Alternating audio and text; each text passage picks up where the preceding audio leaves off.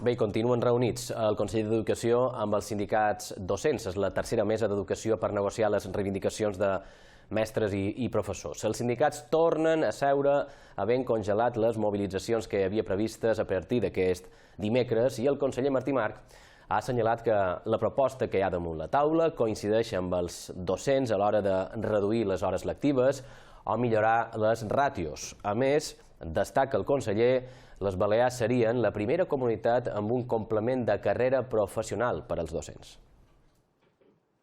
Una cosa importantíssima és posar en marxa una carrera professional. Crec que això no hi ha cap comunitat autònoma que l'hagi proposada i crec que realment és una prova manifest de quina és la voluntat de la Consell d'Educació de, per una part, realment millorar les condicions sociolaborals, perquè és la clau per intentar millorar cada vegada més el resultat de l'educació.